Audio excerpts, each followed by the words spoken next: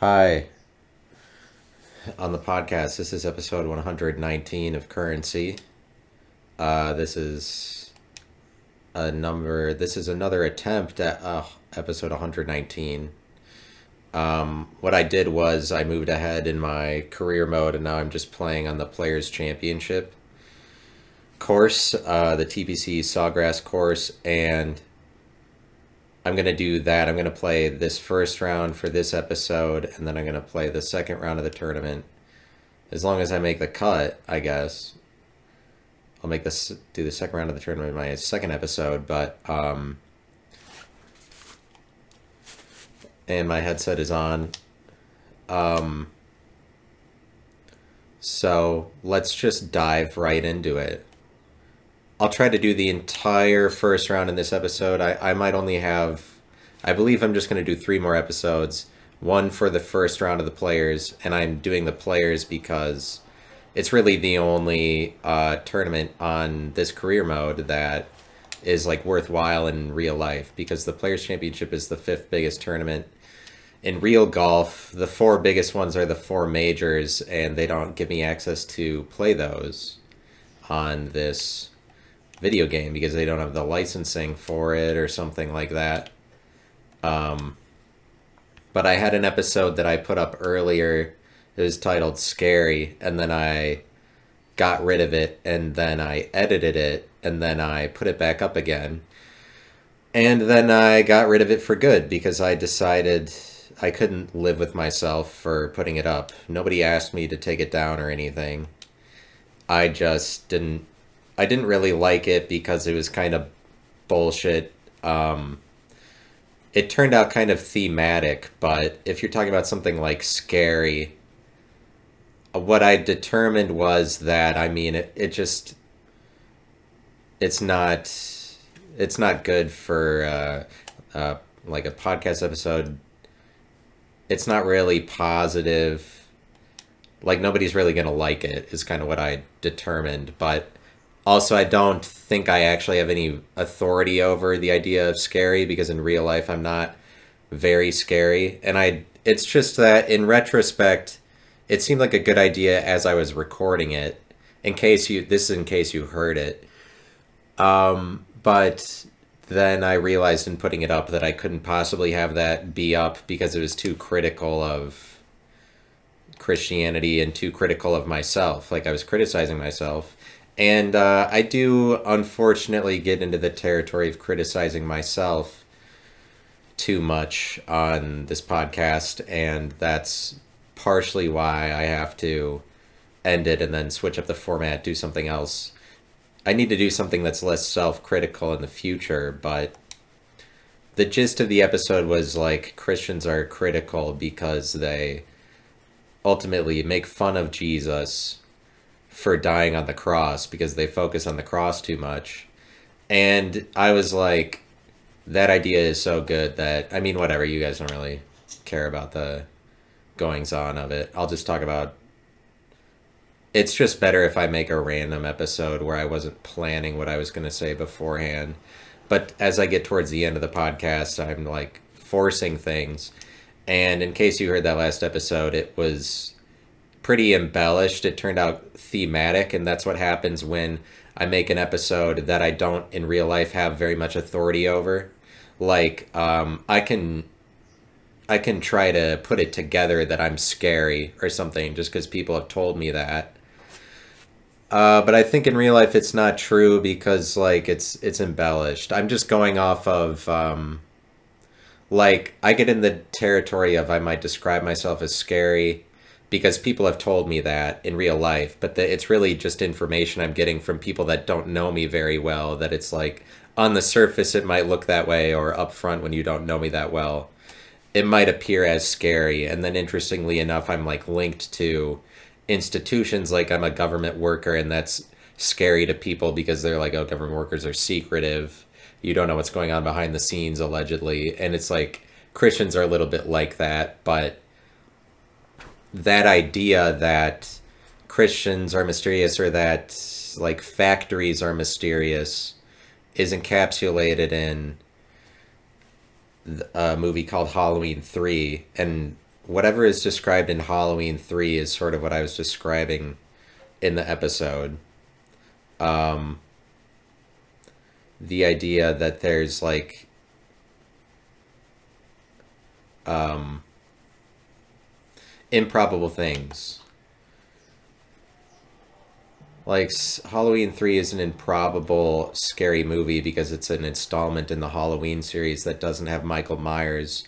You wouldn't expect that that would actually exist.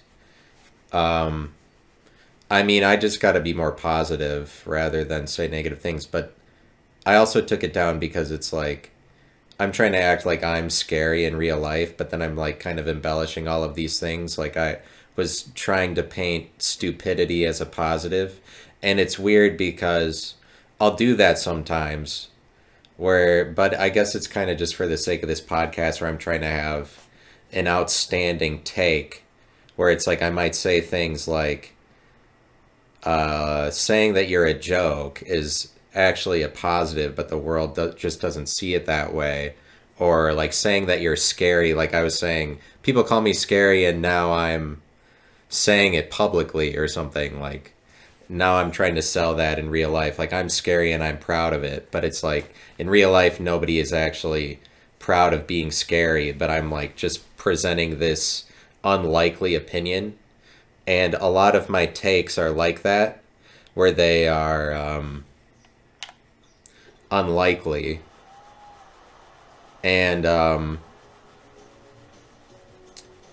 like it's improbable. But to be honest with you, but I'm saying like, oh, I'm scary, but I'm gonna present it like this is a thing you can be in society, whereas most people wouldn't think to do that. And so I'll do that with a lot of ideas that society, usually the consensus is it's like a negative, and I'll be like, well, it's actually a positive, or like in the future we'll realize that the territory of this word is a lot more expansive than people realize now, because there are a lot of words that it's like as we evolve we're stereotyping a word, either like it's always positive or always negative, whatever. But to be honest, the only other person I have ever heard in interviews or anything talk about negative ideas that way is Charles Manson, where he was saying those same things, similar things that I've heard of, where he's like presenting something like this horrible idea, but then he's like, he has the complete confidence that it's actually a positive, where all of society would see it as a negative. And Charles Manson is obviously a horrible criminal, like the most degenerate, like this is not this is a problem in society, not a member of society kind of person, the way that criminals are. And he engages in like low probability events is what I would describe it as. But I, in making that episode and then taking it down, I realized that a lot of times I think I am it's like a lot of times I'm just saying something that's a low probability, like saying that I'm scary and like this is a thing you can be, which is like I only make that episode because people have judged me that way, and then I like want to make it real or like run with the perception or something, and ultimately that doesn't turn out well if it's not actually true about me, because I might have a scary disposition in real life, but they it's only because I only do that because in real life I'm not very intimidating. So like I have to be intimidating up front. Like you have to give me that. Don't make fun of me for having a fake posing of intimidation. Like I have to defend myself. I would never do anything to hurt my own reputation, of course. But you know, if you make an episode, and I realize like I don't even want anybody to listen to this episode, and so you'd think I would have done that sooner, or it would have been like sooner I would have come to the conclusion that I put up an episode that I didn't want anybody to hear. But I guess that one crossed the line for me because it sounded too critical of Christianity, because I was like getting angry at Christians or something like that for like, oh, all they like is the torture of Jesus dying, and they hate people's success, and so they make fun of Jesus, the most successful guy that ever lived, because they only remember his worst moment.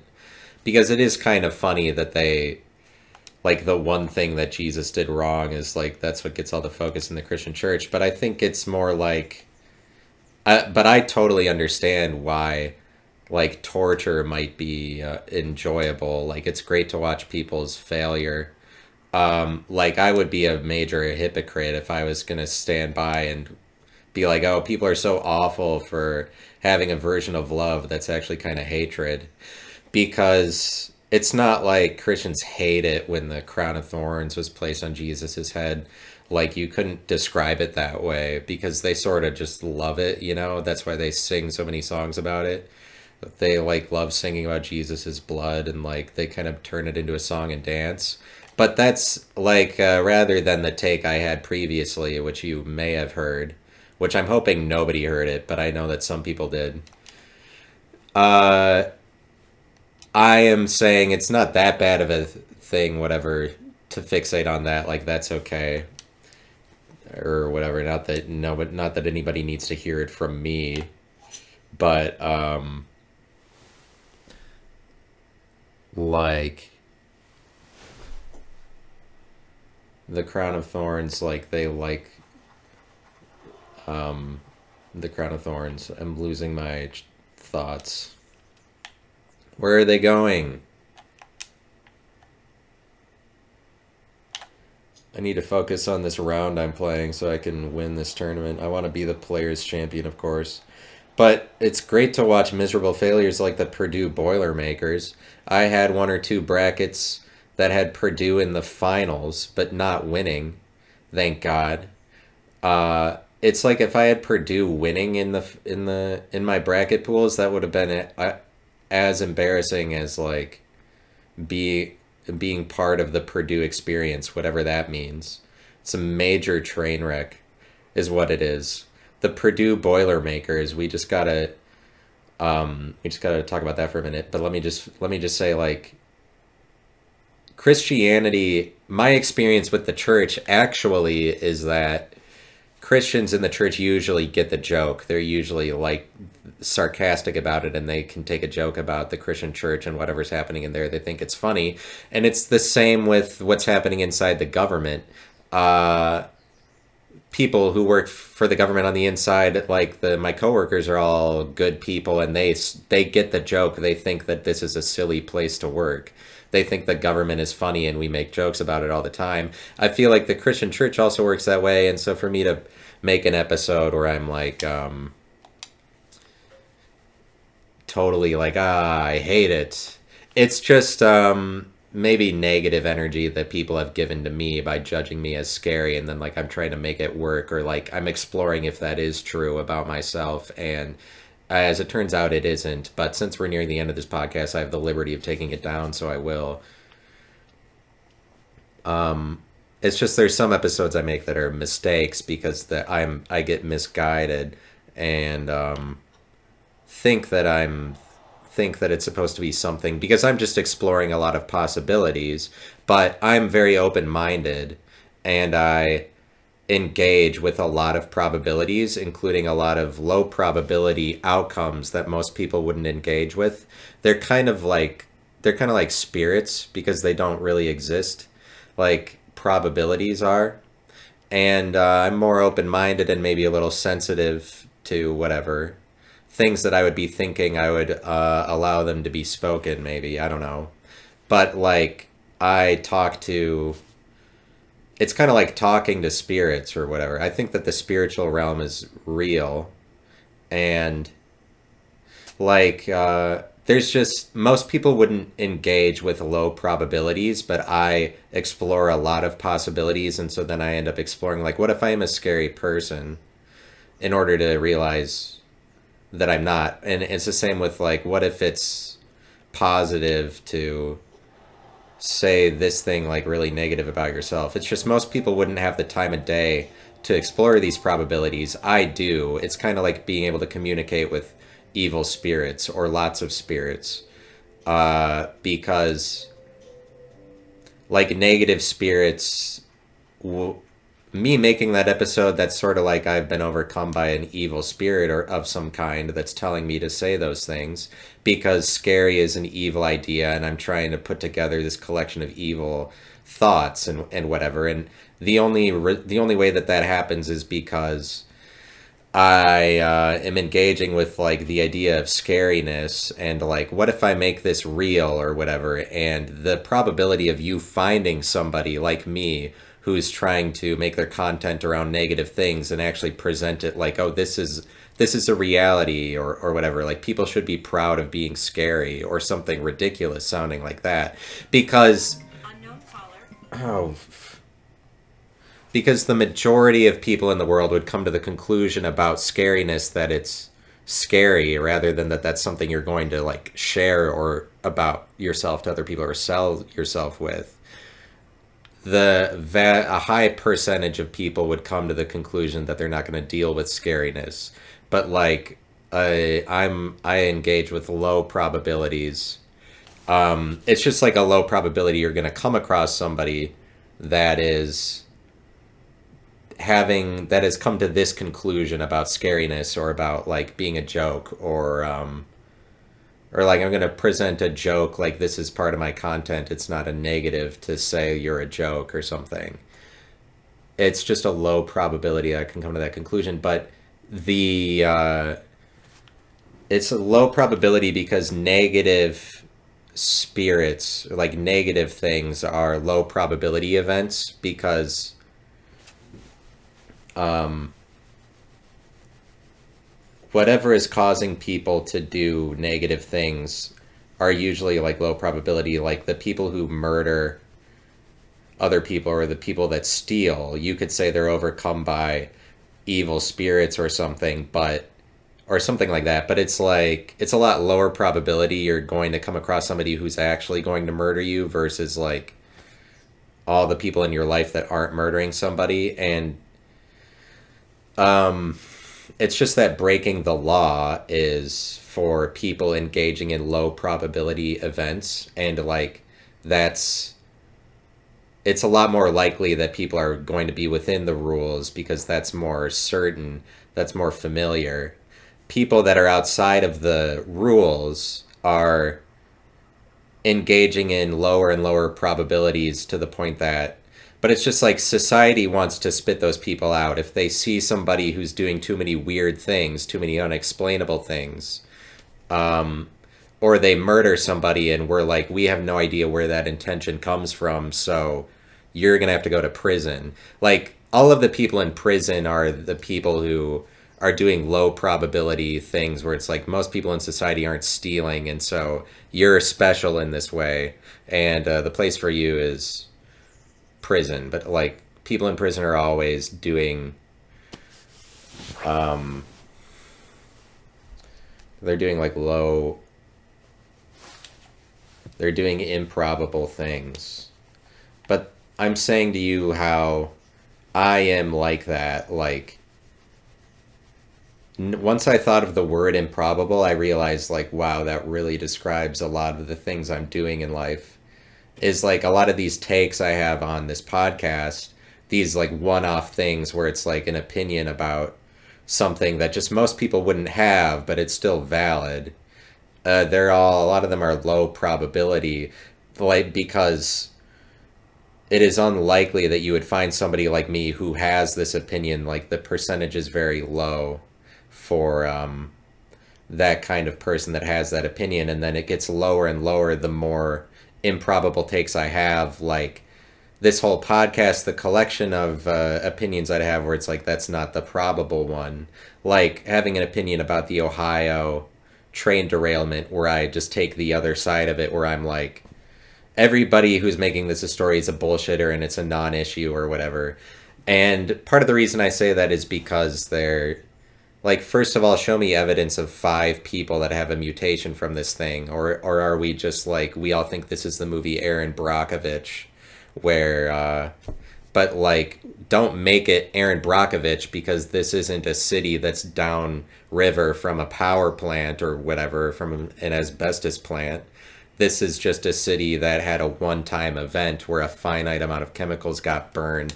I don't know why we're allowed to jump to conclusions, especially when it's like when the vaccine happened, there's hundreds of videos all over the world of people having seizures and whatever, and having these deformities after, like right after taking the vaccine, and that's happening as the vaccines are being administered, and that doesn't become a story for like until 2 years later that like, oh, the vaccine is bad.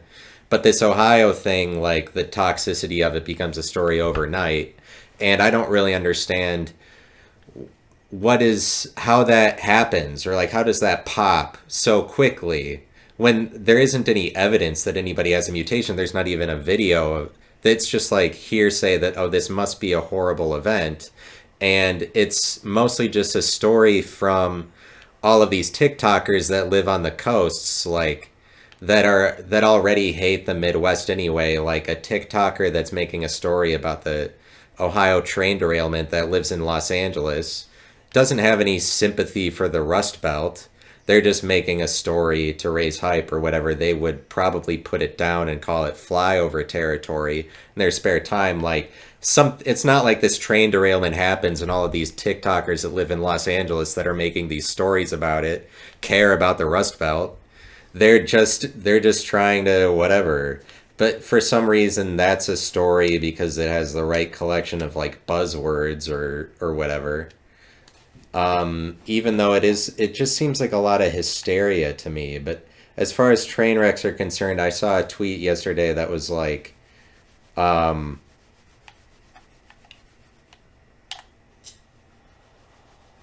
I'm saying I really need to avoid being like Charles Manson. Like I need to avoid selling myself in all of these low probability things, because making an episode like Scary, that's not going to get me ahead, because people or would be too afraid of what they don't understand in that, as far as them engaging with that content, like, because people generally tend to turn and run when they are encountering things that are too low of a probability, that it's part of their life. They're like, oh, I don't understand that.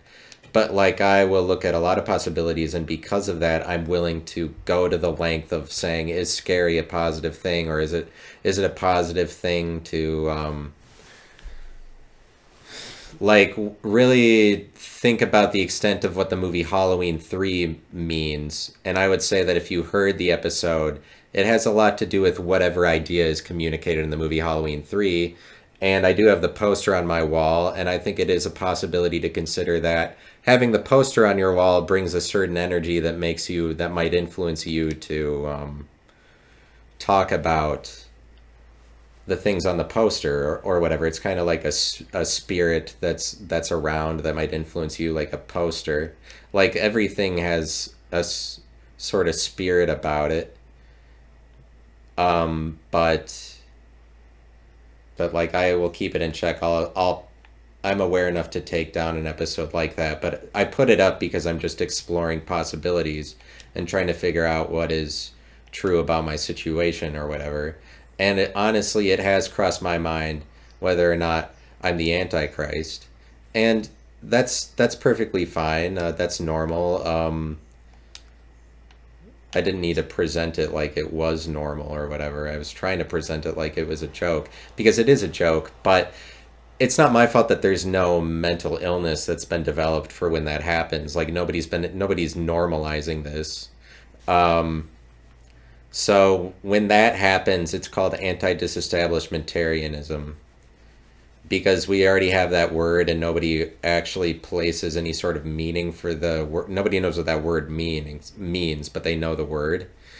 And that sounds exactly like a mental illness for when sometimes it passes through your head, like maybe you're the Antichrist or whatever. But like, because I am very open minded, I will actually engage in these very low probability events a little bit just to explore them. And I guess to the extent that I'm scary, that's what is scary about me. But it's like it's like talking to an evil spirit or something, like ideas that might pass through your head. But if you're more sensitive, you get more ideas, including more bad ones, good and bad ones. But it's really like bad spirits are just low probability spirits, and good spirits are high probability events, or like living your life in within the rules or doing what people expect is just what people say is good and what's positive. What's negative is like rule breaking behavior, stuff that is not good conduct and stuff that is not moral, because immoral is just more divisive, but it's more divisive if it's more disintegrated, or it like it's more disintegrated, like lower probabilities are more disintegrated, but popular ones are more like everybody's on board with this, and so they're more integrated.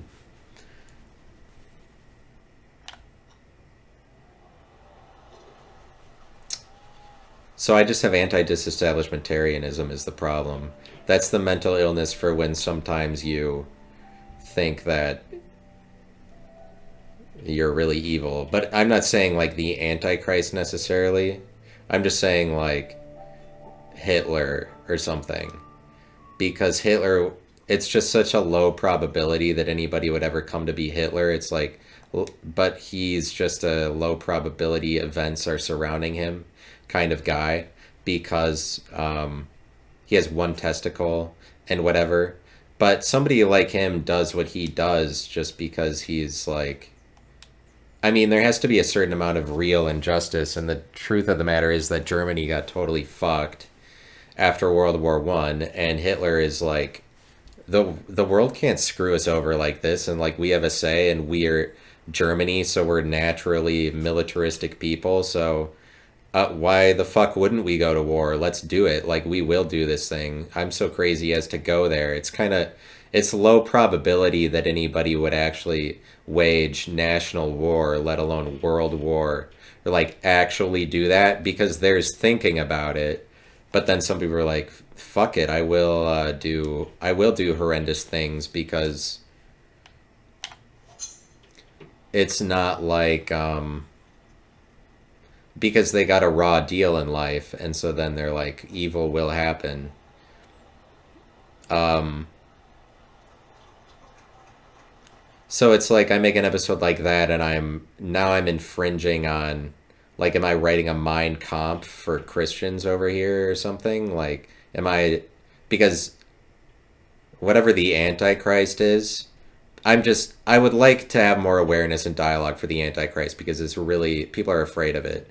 Um, I'm I would never want to be that, because it sounds like he would introduce like mass killings of Christians, and I don't want anybody to die. And my friends and family are nice enough to me during the course of my life that it would be ridiculous that I would be like, angry at Christians for real. Um, but I just am saying that to, because just let's joke about the Antichrist a little more. Let's bring it up a little bit more. Like, what is the idea of this? Um, because the Antichrist would just be what Hitler did for Jews, but the Antichrist does it for Christians. Somebody who got some raw deal in life from the Christians, maybe somebody who is molested by the Catholic Church, and then wages a war against Christians, because it's like people blame the Jews for having all this money or whatever. I think there's a lot of things you could blame the Jews for that you could also blame Christians for. And I'm just saying, like, we might be in the end times, really, but I think a lot of Christian people don't actually believe the practical existence of the end times. They just kind of look at it like it's a fairy tale, and they also generally think that they won't be around when the Antichrist is here. So I think they're not thinking of how the Antichrist could practically come into existence. Um, and I feel like he could come into existence the same way Hitler came into existence. If there's this hysteria that's raised about, like, Christians have these too much power or whatever, and somebody starts inciting violence against them. It has to do with that we live in the age of Christ right now. And the Bible is basically describing, like, in the future there will come a time where people will not want to live in the age of Christ anymore. And I think that what we're going to see into the future are a lot more people that have anti-Christian sentiments, and probably a lot of people that will have the delusion of, like, maybe claiming to be the Antichrist. And I think it's possible that there will be an Antichrist, and that he is not that far away, because only because we live in the age of Christ. And if you see, like, Hitler, this is your example for you how this could definitely happen in real life. Hitler wrote a Mein Kampf that got everybody to get angry at Jews and started slaughtering them. It's not like it's impossible that somebody would do the same thing for Christians, you know. And I'm just saying, like, the world is scary, and it's not like that wouldn't happen. And I think that it's inevitable that you'll get some people that are just starting to be anti-Christian, just because there's such a little awareness for anti-Christian behavior that there's just going to be more people trying to exploit that territory. And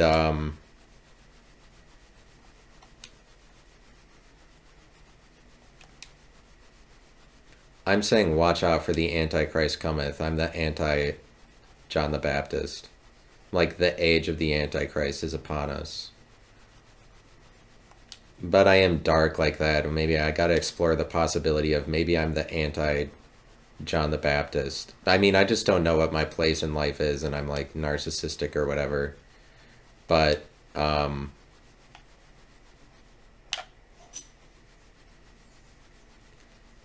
if I kept making this podcast with, like, similar anti-Christian sentiments that I have had for, like, 30 years, then that just is becoming a bid to become the Antichrist. So that's why I have to take down the episode I did. That's why I have to stop, because I guess there is a line somewhere. I'm saying there's a limit somewhere, but, like, evil spirits are low probability ones because they're more impure, but they're just, like, fewer people, they're more outcasts. Like, fewer people would engage in these improbable takes on things, and they mostly just ignore them.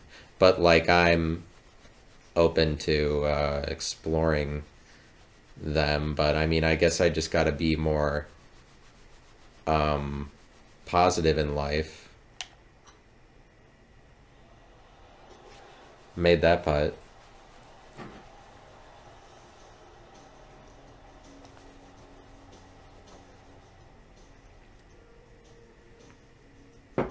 But I have to explore that possibility. Like, what if I am like a Hitler figure? Is that what it is? And I realize that I'm just not that guy. And also, like, I'm kind of just have the makings of a person. Like, I'm saying that what I realize is a lot of my takes are improbable, and even when I'm doing stand-up comedy, it's that same thing, or just in life. It's like I'm usually going for the improbable thing to say. That's how I'm usually presenting myself. Like, it's the anti-sell. I'm giving you a possibility that is valid, but that most people wouldn't get on board with. And that's the way that I do stand-up as well, is, like, the takes that I'm giving are usually improbable ones, and it's, like, improbable that the audience would encounter somebody like me that has this collection of things to say. Like, it's a very low likelihood that you'll run into somebody like me that's, like, their comedic style. That's the way that they choose to talk or whatever. Or the opinions that I have. It's like, you're taking this opinion. Like, it's a rare... I do a rare act, but it's like... What I need to realize is that just because it's unique or improbable, then... Like, I can't just hammer that home forever and then expect people to eventually like it at some point. Because I kind of have this delusional expectation that it would become probable at some point. But like with the last episode I made, I realized like I don't even want people to hear this, and also like I'm talking about horrendous things, or like I talk about death too much, sometimes on stage or just on here or whatever. Like a lot of it is dark, and I sort of have the makings of somebody who wants to be dead before they're 35, and like that's how I feel sometimes. Or like that's how I would treat, like, well, it doesn't matter what way you look at me because I'm just gonna die whatever soon anyway, and like but I like these improbable takes.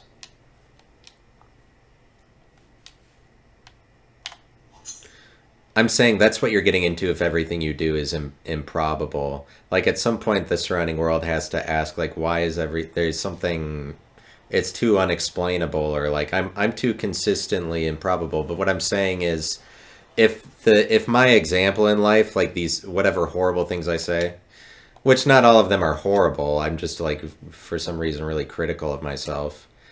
Um, I'm just saying for the things I say that are negative, that cause people to like say you're scary, which is kind of bullshit, I think. Like I'm not really that scary. Um I think we have a problem if I become probable for saying things like and I'm saying like my interpretation of the Christian church, if I conclude that the Christian church, they're all liars, they're all fakers because they're making fun of Christ, not worshiping him, that's just a low percentage perception of the Christian church. Most people wouldn't hold that perception. Um, it's a low percentage that you'd find somebody that would come to that conclusion. Um, if I'm doing that, then I'm just like headed for some really negative outcome. That's what I'm saying. Like, or a die, like end up in a tragic accident because it's a low probability to die in a car accident. But it's like I'm engaging with low probabilities so much. It's almost like I'm inviting death into my life if I keep doing that. So I realize I really have to try to leave a positive impact on the world rather than say negative things, because it's like it's ultimately just going to put you in the grave if everything is improbable all the time. Um, because it's a low probability, like the collection of all of the takes, it gets even lower and lower probability. I mean, I'm just presenting myself as improbable, but I guess I'm an improbable person. It's improbable that anybody does this format Twitch stream podcast or whatever it is that I'm doing. It's improbable you would come across this exact thing on the internet that I do, and it's really just that's what my life is. I feel like, not to be like, oh, I'm so cool because I'm unique. I'm saying it's like a problem, but the Christian church will make me angry at them by constantly reinforcing to me that I am not different in any way. I'm always probable, or I'm always good, and that's just gonna make me have a negative reaction because it's not that I'm good. It's actually that I'm horrible and like disagreeable as well as good or whatever. And the Christian church is that they're always going to try to tell me I'm the same as everybody else or whatever, and that's going to make me want to say more improbable things or like go in a bad direction. Um,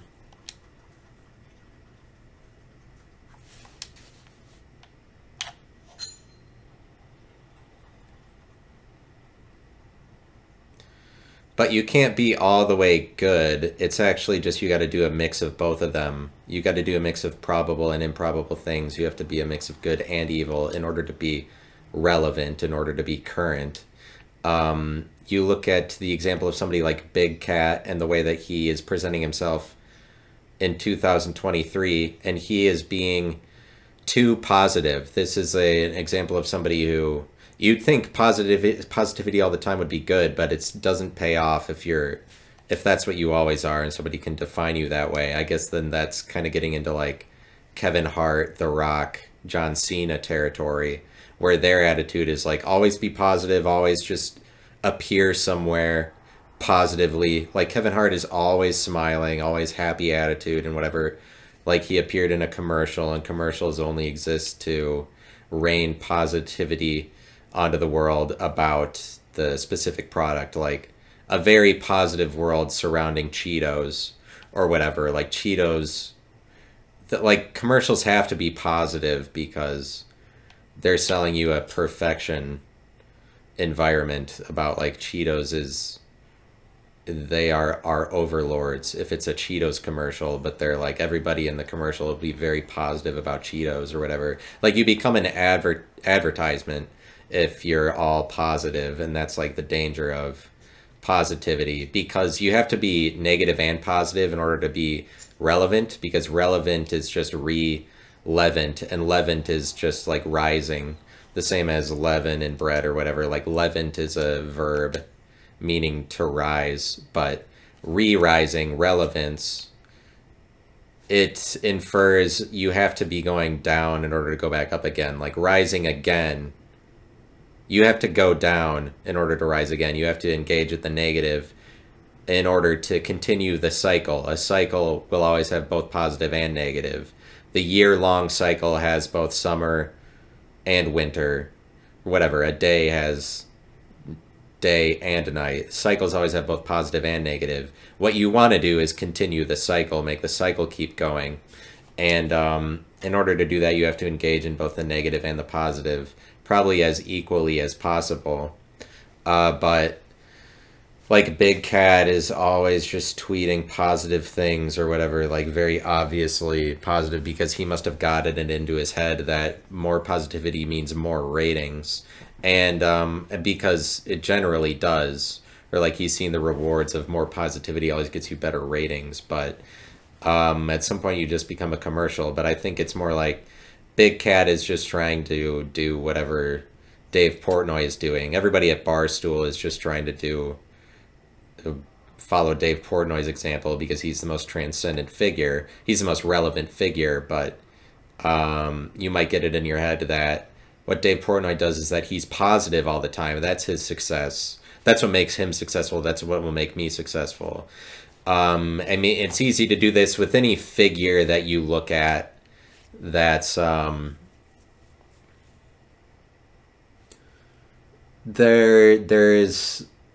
it's easier to do that. It's easy to do that with any figure that you look at that's like a leader. And then you say to yourself, what they're doing this, so like if I do that, then I will be the same as them. When in reality, Dave Portnoy is just being himself. And then it causes, like being yourself will cause you to naturally have to engage with positives and negatives. If you're just trying to follow somebody else's example, it might cause you to be unnatural or artificial in the way that you act, because you're doing too much of one thing, or like being too positive the way you see someone to be positive, or being too negative or whatever. But it was great to watch Purdue lose, and I'm glad I didn't pick them to win at least, but I did pick them to go to the championship, so I was a little bit conned by Matt Painter and the boys.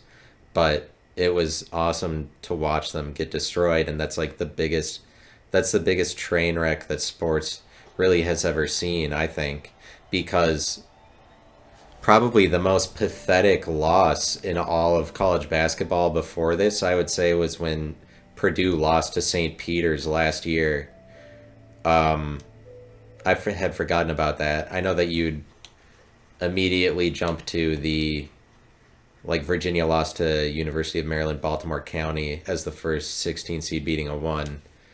That was before this the most tragic basketball event, but the Purdue losing to St. Peter's last year was probably the most pathetic outcome, I would say, before Purdue losing to Fairleigh Dickinson.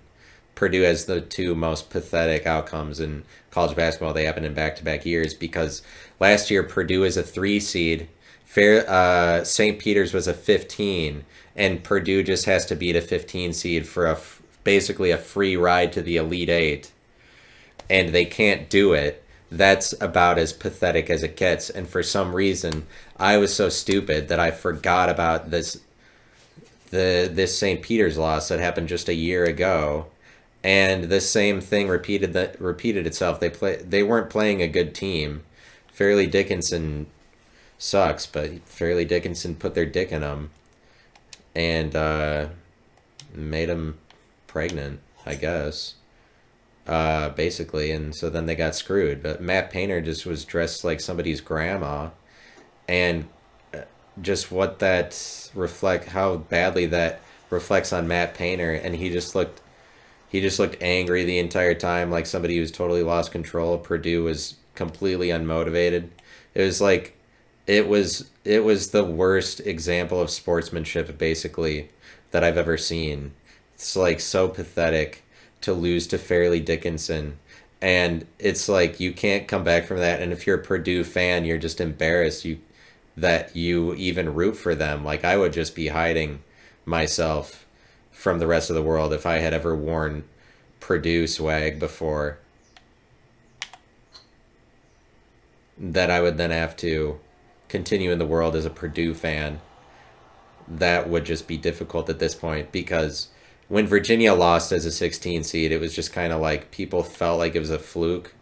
People weren't like, oh, Virginia is really sucks. Like they must be overrated. They must be terrible in March, whatever. And then Virginia won the championship the next year. Purdue isn't about to win the championship next year. Their basketball program is just in shambles now until the end of eternity. Or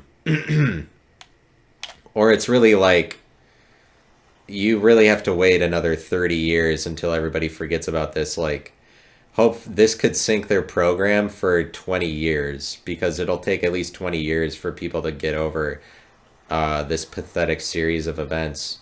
It's really amazing. It's so great that March Madness presents these possibilities for us to witness something so horrific like this.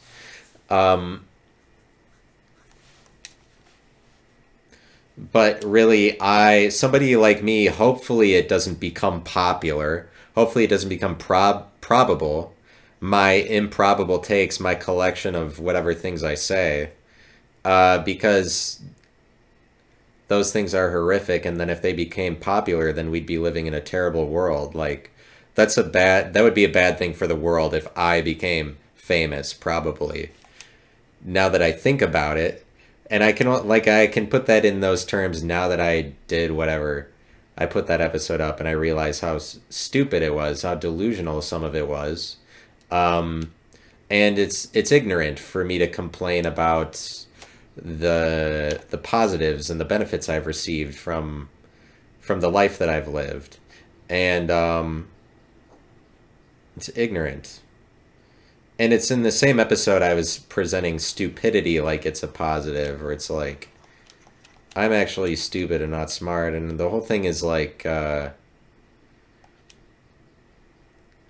describe that I'm stupid for going into math, but it's like I there is stupidity for doing the whole math thing because math is pointless or whatever. Like I'm not happy that I went and did that path in life, but I can't really complain at the end of it in reality that's not rational because it's just too like scary that I mean it's people don't get it. They look at it and they're like, oh, I don't know what's going on. But if you're somebody who is doing too many unpredictable things in public or whatever, the rest of the world is just going to be like, I don't know what's going on. We need to arrest you. And it's funny that like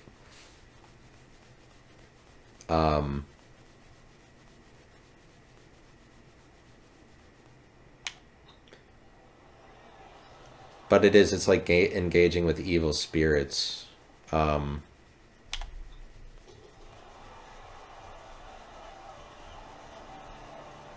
things that are lower probabilities, and they're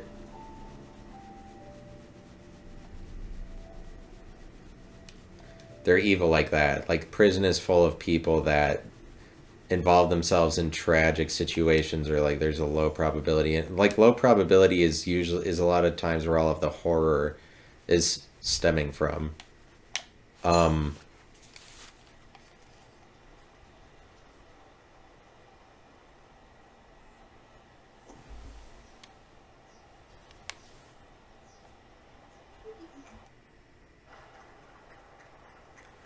My headset is down. I'm gonna try to fix it here. It might just be telling me that I have a low battery.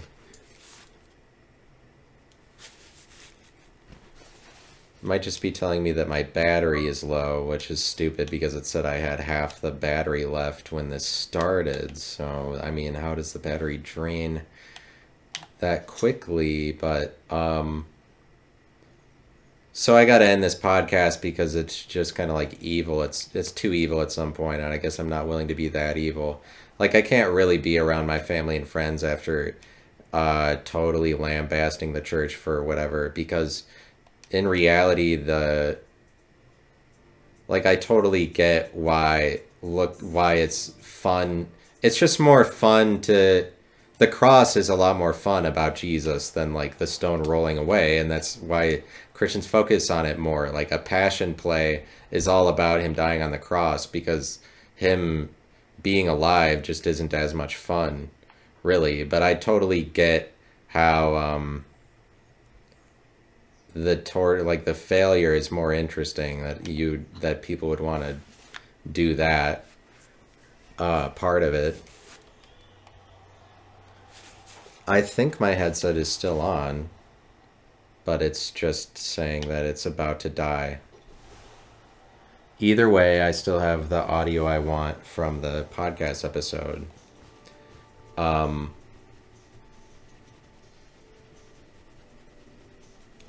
Yes, the Purdue Boilermakers. Sometimes I'm just being literal, like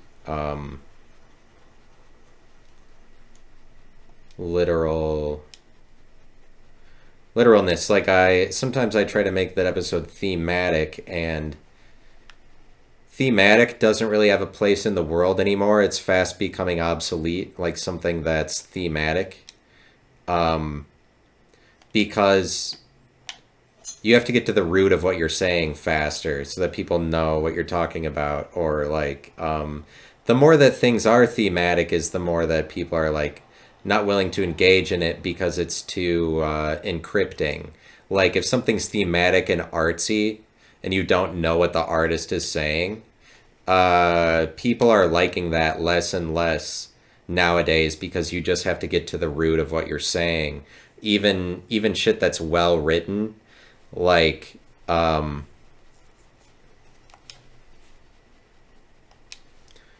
even shit that's well written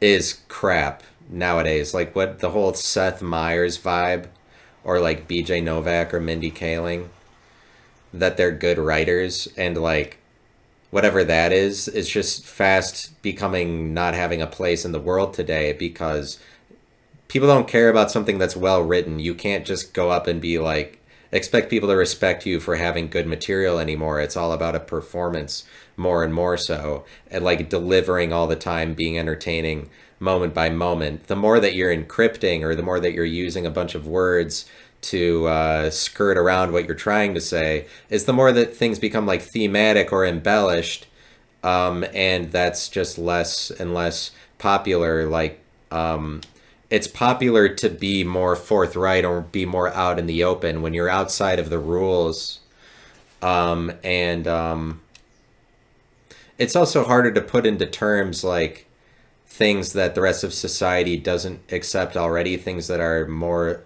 unlikely to be accepted by society. They're also more undefinable, and it's harder to present those in realistic terms for people, and people are just often scared of those kinds of things that are more indescribable, or that they haven't encountered before, and they run away from it more easily. But they're gonna like well written doesn't is more and more becoming not a thing that's popular or acceptable or like probable, because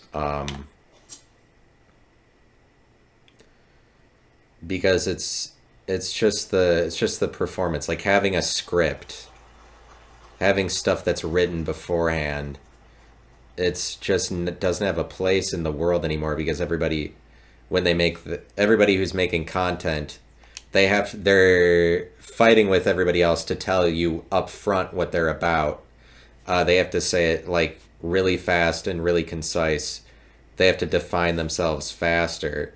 Like themes and artsiness is just going to be shunted into a world of improbability more so, because when it's like undefinable to people, and I'm talking about like writing, the way that people write lyrics for songs today is exactly that. It's becoming popular music is becoming that you're writing words about things that are just like really obviously part of your life, rather than that you're hiding behind like platitudes and cliches for your words, like whatever Mayday Parade is singing about, all of their lyrics, like the kind of lyrics from alternative rock, uh, the All American Rejects from like whatever 2000 to 2010 alternative rock, those kind of like emotional lyrics where nobody's saying anything, just any lyrics like I you're the best I ever had, or we were meant to be together, or just like something like Linkin Park's lyrics, especially. Just a lot of emotional, like, oh, my depressive state, but you don't really know it. And like, I mean, not mental health lyrics, whatever, those are still popular, but what I'm saying is people, the way that lyrical style exists today for people trying to write popular songs, it's just like people saying, I ran into you and that upset me and it was upsetting. So then I went home and played video games or whatever. And people just are writing very direct, like things that happen in their life in their songs, because that's the only place that lyrics can go anymore. Like you can't embellish it because people are like, that's bullshit. I mean, people still do write songs in the traditional song format where it's like more scripted or more planned. But unless you're being more literal and more obvious with your words, people are just like not accepting that as much. But just in, not just in songs, but in like, it's just you have to get closer and closer to what real life is, the more relevant that you want to be or whatever. Themes don't really have a place anymore because people don't have the time to try to figure out what it means. There's no the artistic value of something. There's no artistic value anymore. It's just clicks, and the way you get clicks is you cut closer to the grain than the next person over, and you can only do that by getting to the heart of what you're trying to say faster than other people. Because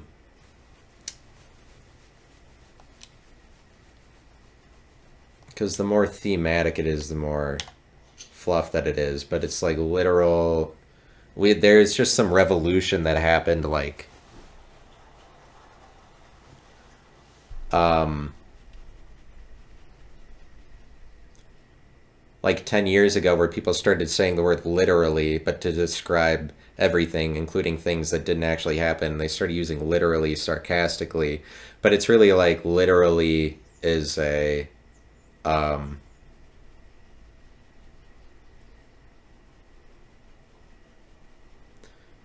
it's a thing in real life where it's like you should already not describe literally for like, oh, a car literally almost just hit me, even if it literally just almost just hit you.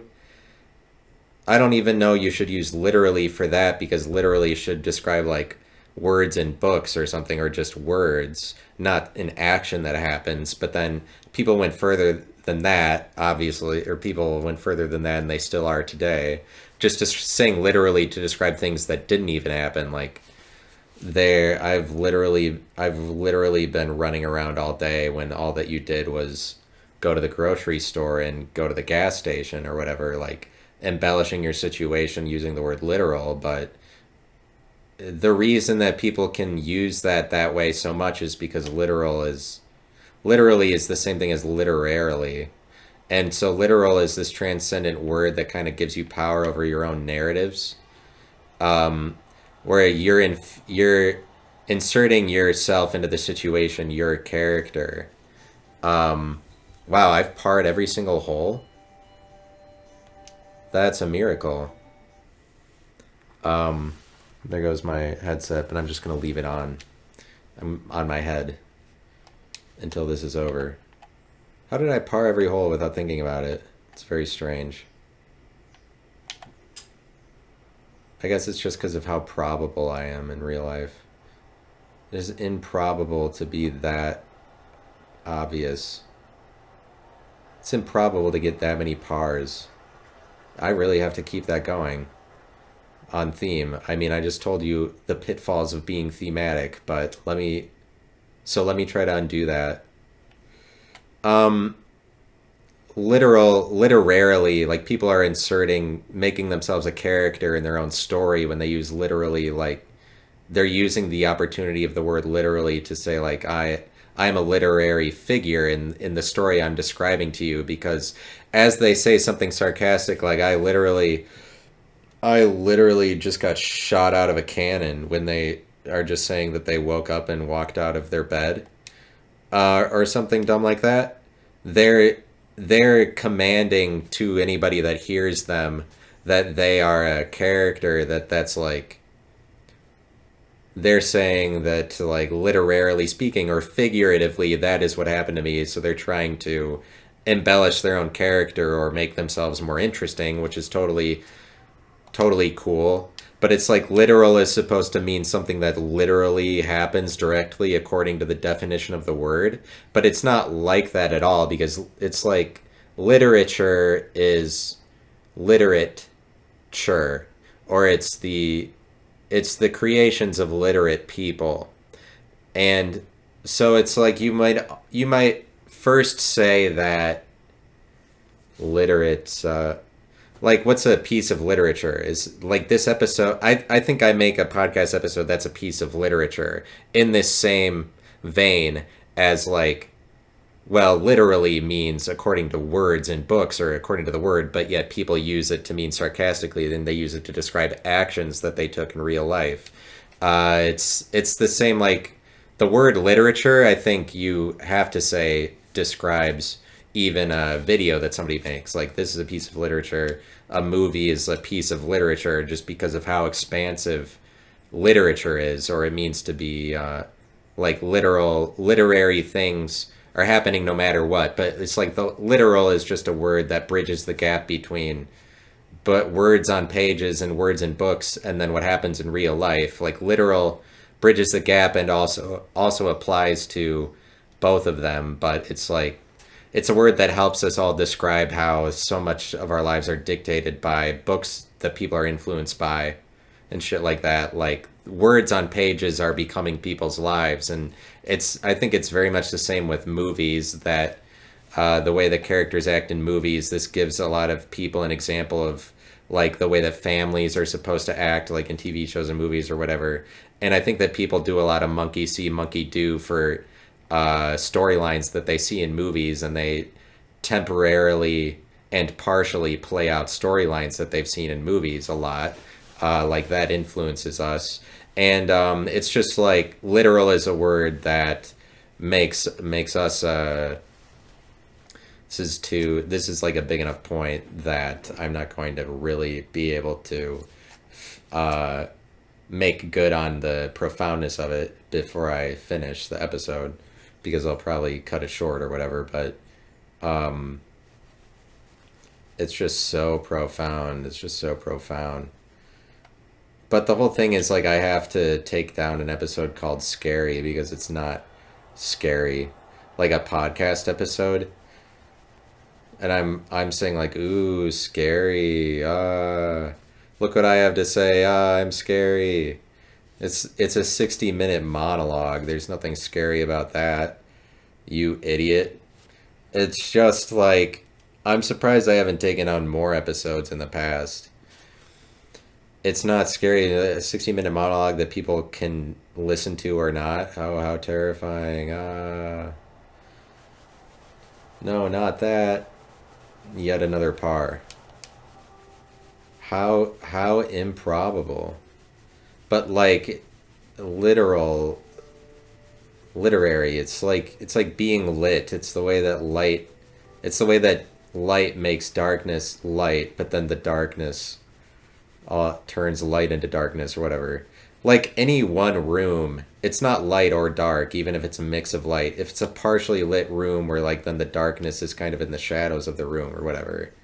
Like the room is not light or dark, it has the potential to be both, but then when it's lit, it turns darkness it turns darkness into light. It's the same as the way that the word literal dances between fiction and nonfiction, because it's like you can use it sarcastically and use it literally, because it just means figuratively. But like figurative or symbolic, it's just the way that everybody's living their lives, because like it's all of these artists that are like through music or books or TV or whatever that are influencing us all to act in like literary ways. But it's already that when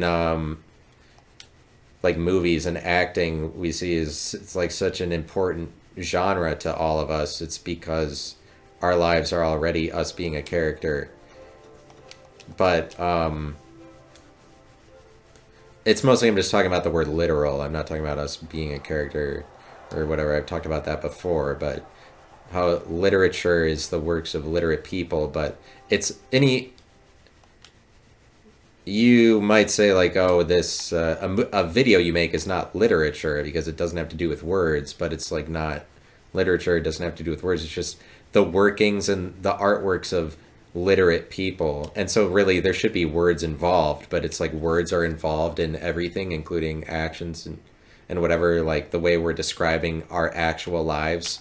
You can't get anywhere doing that without words. And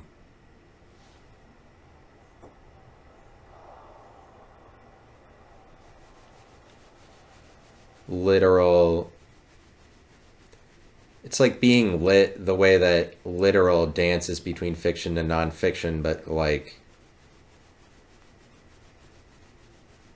light, I guess, makes a nonfiction. Like, which one is light? Is light true or is it false? It's got to be like true. Like the truth illuminates things, and the truth illuminates things where they would be false. But it's like truth and falseness are kind of always overlaid with each other. The same as dark and light. Like a room isn't dark or light. It's dark sometimes, light other times. You have to encompass both of them in order to be relevant, the fiction and the nonfiction. But literal is a word that like makes you transcendent if you're able to be literal, and if you're able to be lit. Being lit, somebody who's lit is somebody who's like connected, somebody who's transcendent. But it's very it's illuminating the light. And in some senses I'm just being literal, because the improbable things I say are during the course of the podcast are like, they might be improbable, but they're still true, they're still valid, they just have a low probability. It's just a possibility most people aren't considering, and so they're not willing to like communicate with that idea. And